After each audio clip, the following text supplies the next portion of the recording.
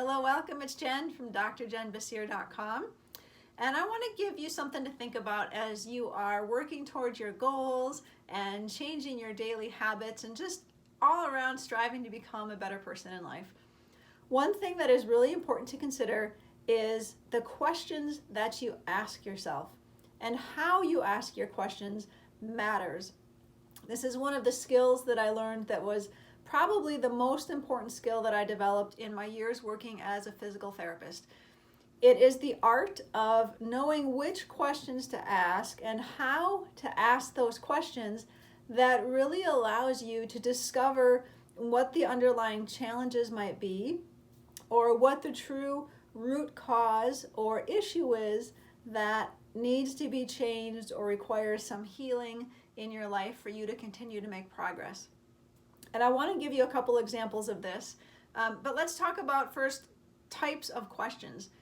At a very basic level, you have open-ended and closed-ended questions.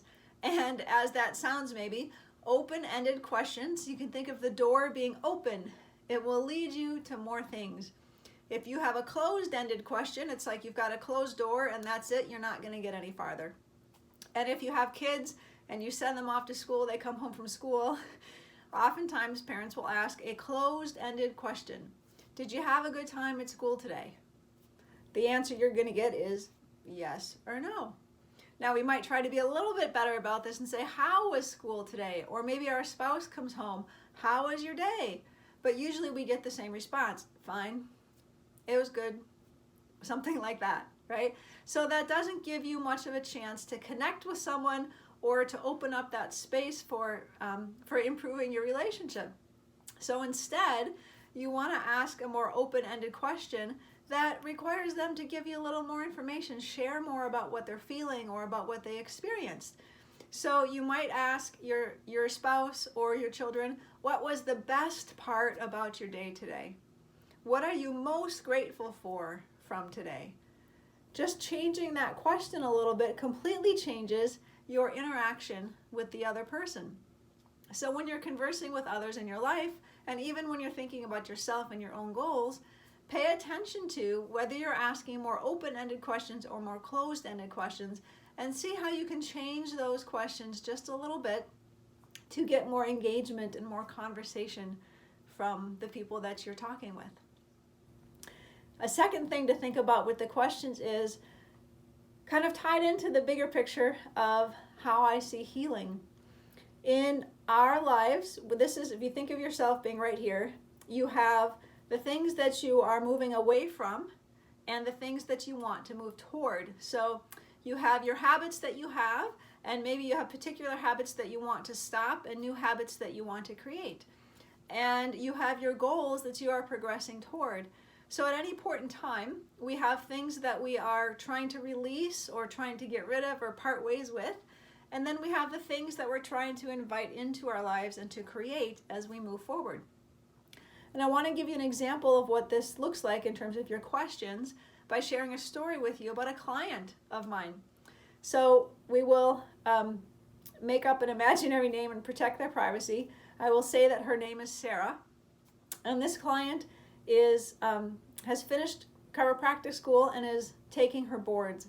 But she has a high level of anxiety around the time constraints of test taking. And as you can imagine, this makes it very difficult because when you take your boards, you are not given an unlimited amount of time. And so we have been doing some work to decrease her anxiety so she feels more at ease when she's taking her exams. So at a recent session, I asked the question, are there things that we can release that are causing or contributing to the anxiety that Sarah is experiencing around test taking? And the answer was a yes, and so we released a number of things for that and brought some further healing. But then there wasn't anything else for that particular question. So then I essentially asked the same question, but instead of asking to think about moving away, we asked it with what we wanted to move toward. So the next question I asked was, are there things that we can release for her so that she can feel calm and at ease while she is taking her tests? And I got a yes, and we released a whole completely different set of things from her past that were also contributing to her difficulty with test taking. But it was that it required a different way of thinking about the challenges that she was facing and where she wanted to go and how we might release her blocks to help her get there. So we essentially, in both cases, we cleared out things from her past, but we did it by asking a question about the past and about what she wanted to avoid, and also asking a question about the future and what she wanted to embrace. So as you think about your habits, your goals, your daily life, anything that you want to improve for yourself, ask yourself questions related to getting away from something and moving towards something. And the third way to think about asking questions is to completely reframe them so that they're specific and relevant to you in your own life. So of course I have another story for you for this. And this is a realization that I just had for myself this week. I had my thyroid removed in 2011, and I periodically go through some cycles where my thyroid gets unbalanced, and I've experienced that recently, and so I have been hypothyroid. And if any of you have experienced that, you know that it can be a big challenge in life. For me, the experience is feeling very, very fatigued. Even when I sleep a lot, I still feel tired the whole time I'm awake. And I also feel like I'm depressed and sad. And so it's, as you can imagine, it makes it very hard to experience your day that way and to still accomplish the things that you want to get done. I bet that some of you can relate to that. And so I also love having a morning routine where I get up about 5 o'clock and I go through my morning routine. It sets my day for me and I feel so good when I do it. But the problem is, when I'm feeling like this, my morning routine kind of goes out the window because I get up late and I have to just kind of get going with my day usually. So I miss out on that. So how this relates to questions is, what I had been asking myself is, what can I do to change the hypothyroidism so that I can get up early and still have my normal morning routine? Well, when your thyroid is not functioning, you can't change it like that. It takes a few weeks to a month for that change to happen. It's a slower process. And so what was happening was I was getting more frustrated because I would try to get up early and I was just so exhausted, I couldn't do it. It wasn't working. So the other day I was out for a walk and I was pondering this, and I got this wonderful insight that came to me. And the idea was, stop trying to form a habit that is not going to work for you. Yes, getting up early and having a morning routine is a wonderful habit, and it's a great thing to strive for. But at this particular point for me, to continue to strive for that and to try to make that happen is not working.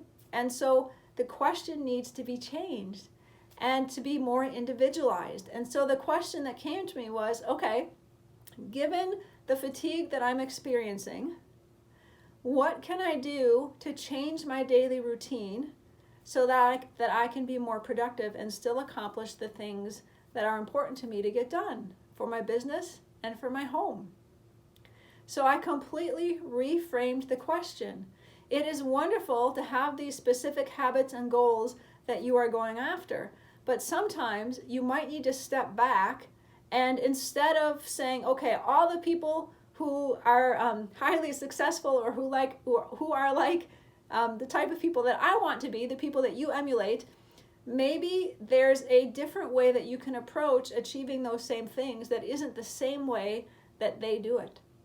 Maybe you have particular strengths and weaknesses that are different from another person's, and you can utilize those strengths and weaknesses differently in your own life, but still reach your goals and change your habits and have the same success that you want for yourself.